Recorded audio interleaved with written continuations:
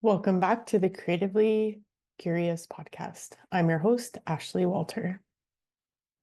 Today I'll be talking about creativity, and obviously that's one of the words in the title of this podcast. And so I want to talk about the definition of creativity and what it means from the perspective of this book, Creative Calling by Chase Jarvis, and what it means to me. Because I believe that everyone is creative. I think we've been taught to think that only certain people, special people, are creative, and I just don't think that's true. When you look at kids, I have two kids. You know, my example of the kids that I have and the kids that they interact with is none of those kids are judging themselves on whether they can make a picture or sing a song or dance or do any of the things that they want to do. And so somewhere along the line, we learn that we can't do those things. And I feel like I'm on a mission to just remind people that that's part of life. And I think part of a thriving life. And so I don't even know how I found this creative calling book, but it basically is saying so many of the things that I believe and that I think. And so I'll be kind of reading some things out of the book and just reflecting on what I think about them. And ultimately, and he says this in this book as well, is like um, basically creativity and being creative is like creating the life that you want, designing the life that you want, and kind of co-creating that with the universe or God or whatever you believe in. So that's kind of like the high level piece. And then how we show up in the world, we can just show up daily being creative. So I'll be kind of going back and forth between this book and some notes that I have. And so the first quote from this book that I've heard so many times, and it's Brene Brown, you've probably heard it too. She says there's no such thing as creative people and non-creative people. There's just people who use their creativity and people who don't. And not using it doesn't go without penalty. As it turns out, unused creativity is not benign, it's dangerous. I believe she mentioned that on Oprah's podcast or her Super Soul Sunday or whatever. So I believe that to be true as well. Um, so what is creativity?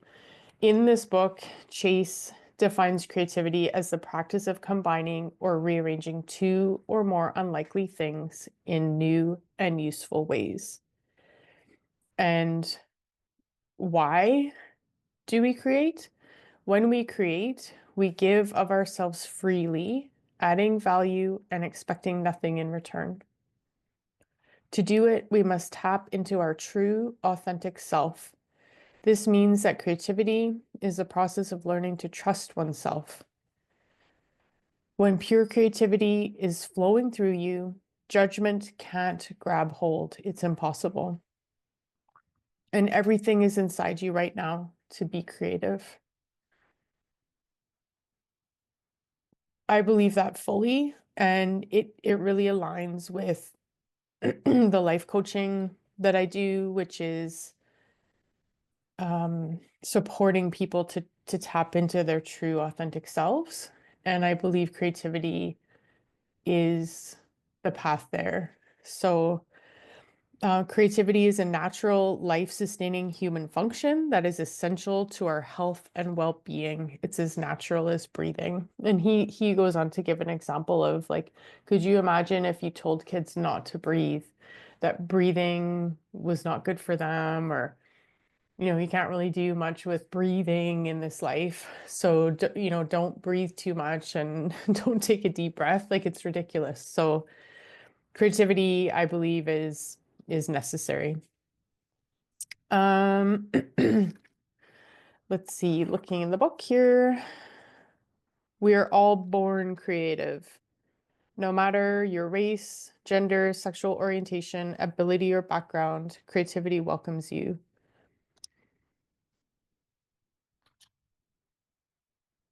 And really, it doesn't mean quitting your day job or, he says donning a beret and moving to Paris. It it can just be a way of life, a way of living. So your future rests on three distinct premises.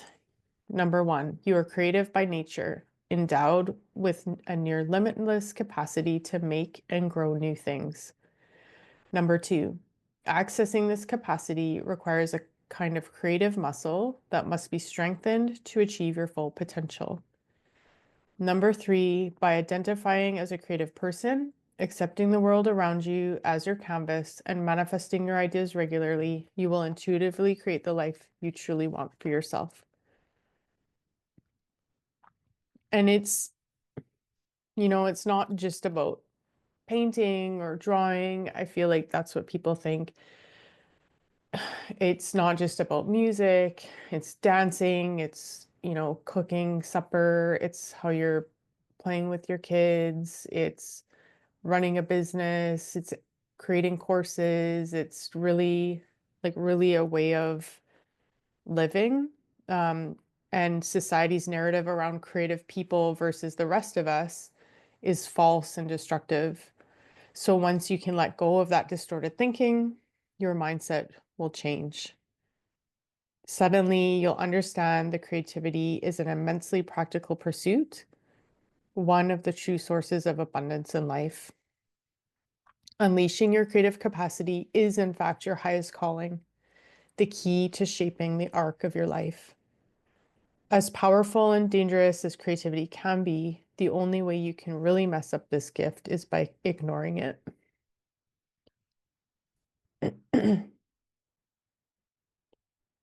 John Cleese says, creativity is not a talent, it's a way of operating.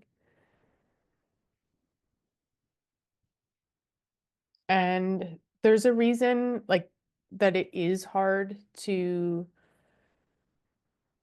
follow that path. I mean, just we've already mentioned that culture doesn't really support it. But usually we're then tuning into our intuition, and it's like this quiet whisper telling us or kind of leading us, pulling us towards what we're meant to do. And we don't learn to tap into that and to listen to that. And so, again, my work as a life coach is to help people harness that, to hear that. And and that also isn't just for some people, that ability to listen to that intuition. Everyone has that ability. We just don't learn to hear it and to follow it. And so he talks about how he's a photographer, so he wasn't listening to the call. And then once he finally started to listen to his intuition, he found himself on a new path. And it wasn't a path designed by a career counselor or his parents or society. It was his own path. And that's hard to follow because it's unique and no one's ever done it before. And I guess that's what I'm embarking on myself as well with this podcast and with the life coaching and my creativity and other things I'm doing, is that it doesn't look like a path that we're taught in school and the path that's like safe, but it's a path that feels the best to me. And I do believe, like, my hypothesis is that if we all went down these paths that feel the best to us and that are creative, like, we can imagine these lives for ourselves, that the world would be a lot different. And I don't think we would have as much unrest and discomfort and anxiety that we have. And so part of that, which is also similar to life coaching, is excavating away the life that we kind of learn to live in school. And no judgment of school. I have a lot of teachers in my family. My parents were teachers. But and I've read this in a number of books, is that schools have been set up to prepare us for industrial age careers. So to work in a factory, basically, you learn to sit still, you learn to follow the rules and do what you're told, basically. And I have seen this with my daughter who is in school, is that the creativity that she had, even though she's going to an arts school, has been kind of squashed a bit. Now, I feel like, oh, I shouldn't be saying this out loud, but it is the truth for me that I've noticed with her is that when children, you know, are young, there's no limitations for what they think they can do. And even now when she sits in front of a piece of paper to do a drawing or painting, I can tell she feels like she should be doing it a certain way, not, and she feels almost like she doesn't know what to do. Again, I'm not saying that school has made that happen, but because we go into these environments where there's all these rules and there's a right way and a wrong way, and you have these exams, I feel like it does squash our creativity. We're being told over and over to sit still, raise your hand, HB pencil. Um, And so he's reiterating this in this book, and I've read it in multiple other areas, that it's hard to come out of that system with our vitality and our whimsy and our originality intact. So we just need to kind of unlearn some things in order to forge ahead in a creative world, in a world that we're creating our path for ourselves. And then basically consistent action. And that's true for creativity, that's true for rehab, the world that I've been in. It's true for exercising. You can't just show up once and then expect your body to be super strong and fit. Same thing with rehab, same thing with creativity. So it needs to be a consistent practice. And he also mentions this in this book where, I've felt similarly to working out, but also for creativity, like, oh, I need to wait until I'm inspired in order to create something. And actually the opposite is true, that if you show up daily or almost daily, maybe at a specific time you have, or a couple times a week, you have some time set aside for your creative practice, whatever that is for you, that the more you show up, the more you allow space for that creativity, the more creative ideas and energy flows through you.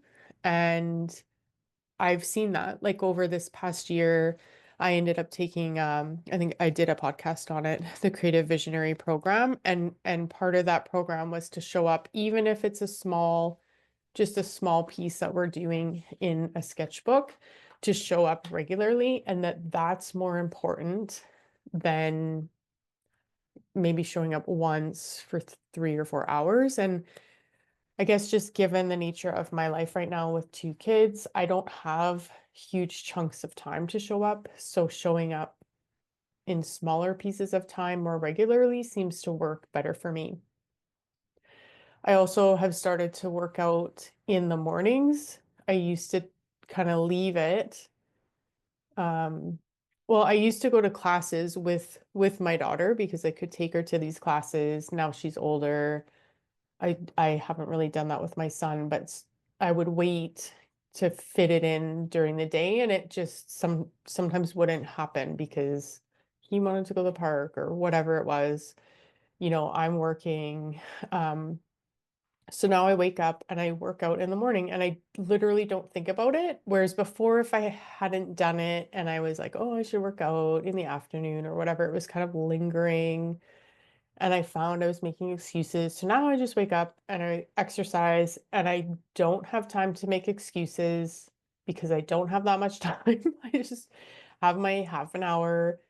So I do that way. And then interestingly, you notice gains because you're showing up, exercising regularly, your muscles are going to get stronger. And it's like feels easier because there's not all that mind drama there. And exercise program that I have followed for a while, street parking, that's what they say. Their tagline is consistency is key. And I get that. If you're just showing up and they don't have long workouts, they're short workouts. But if you do it consistently, regularly, you will see improvements. The same is true for creativity. So if you're thinking that you need, hours and hours of time and space, you don't.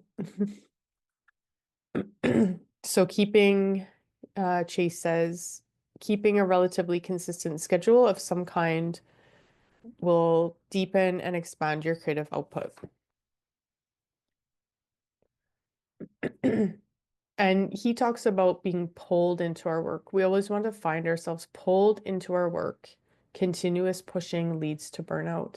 And Dr. Benjamin Hardy, he talks about that as well, being pulled to the work instead of pushing.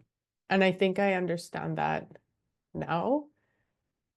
Even this podcast has felt like a pull to me. It's been kind of on my radar to start one for a while, and it doesn't feel like I'm pushing. It feels like it's pulling me, and the ideas for episodes are coming pretty easily, and even just, the whole process of it.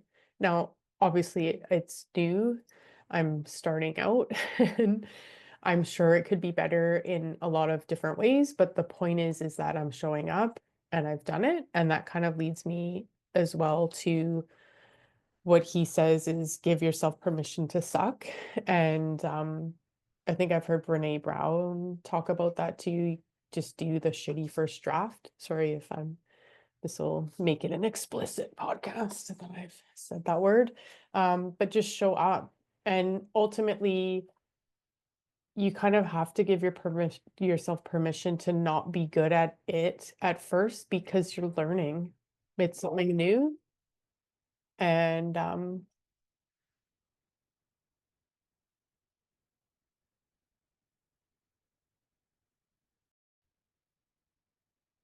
so yeah, if you're trying something new, you're not going to be an expert at it initially.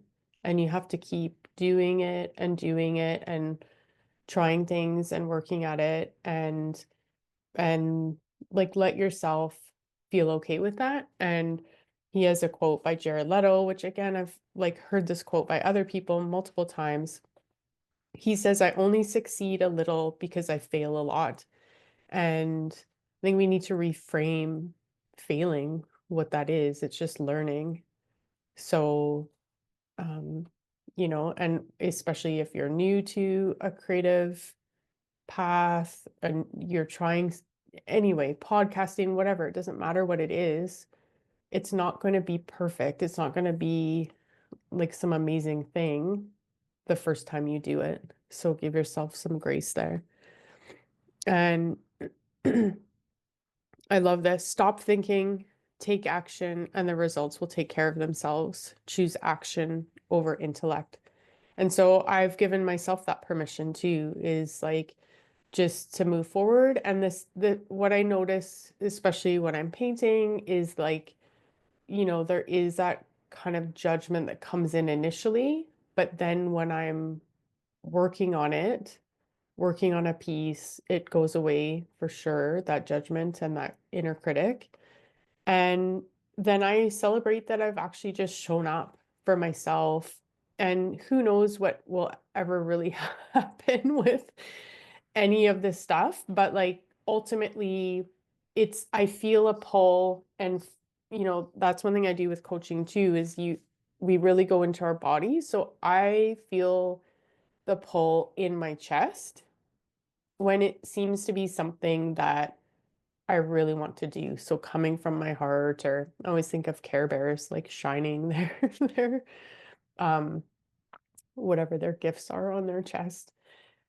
And instead of it coming from my head, or, that's where the inner critic seems to reside there, but this pull of doing the podcast or this pull of working on my art, and I'm just going to let it be that. And I don't really know what the end result will be, but it feels good to do those things in the moment. And so that's what I'm going to continue to do. And I'm going to celebrate showing up. So even if, my dog was barking, you may have heard it in the podcast. Um, uh, it's imperfect. I'm imperfect. Life is imperfect. And I don't really want to show up in such a way that makes other people think that they need to be perfect, because that's not the reality of life. So give yourself some permission to just start where you are and continue on and continue on and continue on, and try not to let that inner critic voice take over. Um, give it some space that it maybe needs, and then thank it for communicating that, thank it for keeping you safe. Um, and then move on and keep doing what you're doing. So that's what I wanted to say about creativity. And I guess why I wanted to start this podcast, and we'll see where it goes. And I hope that everyone will give themselves permission to be creative in whatever way that wants to show up for them. But I think it can be in multiple ways too. I also love to garden. I think that's a creative way of showing up outside. But really, it is a way of being. So give yourself permission to be that. And if you have any questions, please reach out, and I will see you again on another episode. Take care.